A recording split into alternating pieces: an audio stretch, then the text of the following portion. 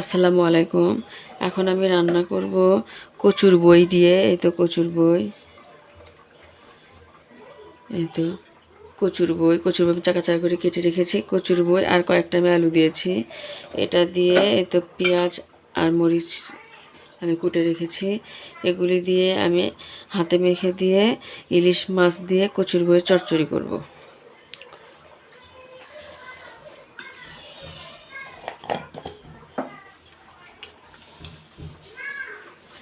এই তো আস্ত জিরা দিব,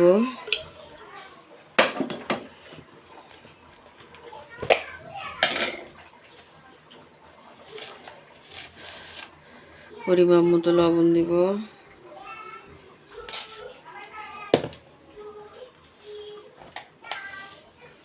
পরিমাণ মতো হলুদ দিব।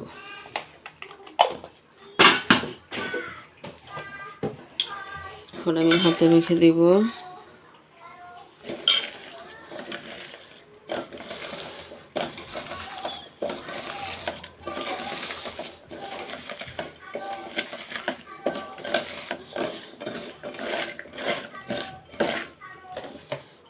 তেল দিব,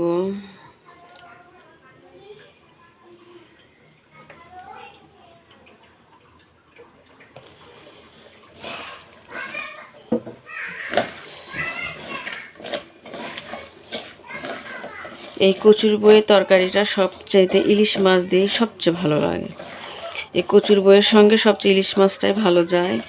ইলিশ মাছ দিয়ে কচুর বইয়ের চচ্চড়ি, ইলিশ মাছ দিয়ে কচুর বইয়ের ঝোল, ইলিশ মাছ দিয়ে কচুর বউ ঘাটি, তারপরে ইলিশ মাছ দিয়ে কচুর বইয়ের নানান রকমের রেসিপি রান্না করা যায়, ভীষণই ভালো লাগে। ইলিশ মাছ দিয়েই সবচাইতে ভালো লাগে। এই জন্য আজকে আমার ফ্রিজে শুধু 2 পিস ইলিশ মাছ ছিল, আমি ভর্তা করব বলে রেখেছিলাম। তো ভর্তাটা আর করলাম না, ভাবলাম যে কচুর বই নিয়ে আসছে একটু, এই কচুর বই দিয়ে ওই 2 পিস ইলিশ মাছ দিয়ে আমি কচুর বইটা চচ্চড়ি করব, সেটাই করতেছি। ওই 2 পিস মাছ, এক মাছের ভিতরে আমি একটু ছোট টুকরো করে নিলাম।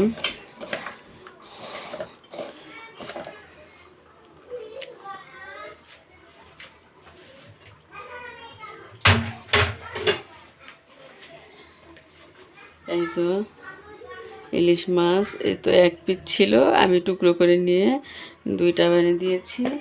আবার এই তো 1 পিস ছিল, আমি ওদের পিসটার ভিতর কেটে আমি 2টা বানিয়ে দিয়েছি। টুকরো করে নিয়েছি 2 পিস মাছ, আমি এখন 4 পিস বানিয়ে ফেলছি। এটা আমি এখন চচ্চড়ি করব, আর একটু লবণ দেব।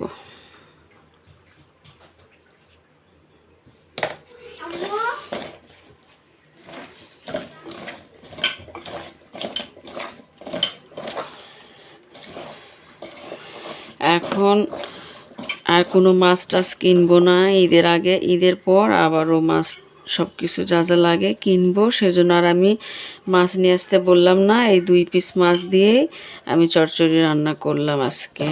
আর অন্যান্য মাছ আছে, রুই, কাতল, ট্যাংরা মাছ আছে ফ্রিজে, থাক। আবার নতুন করে আমি আর কোনো মাছ কিনলাম না।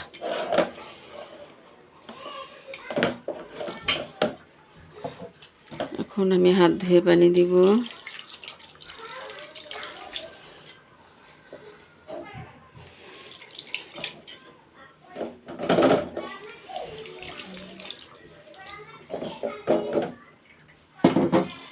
তো আমি এখন চুলা ধরে দেব।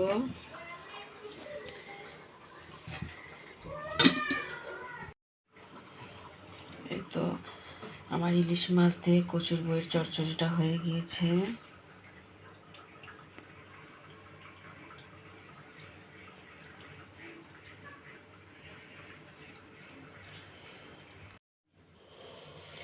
এই তো ইলিশ মাছ দিয়ে কচুর বইয়ের চচ্চড়িটা হয়ে গিয়েছে, দেখুন কত সুন্দর হয়েছে, খেতে হয়েছে অসাধারণ। আপনারা কে কে এরকম কচুর বই দিয়ে ইলিশ মাছের চচ্চড়ি রান্না করে খান, অবশ্যই কমেন্ট করে জানাবেন।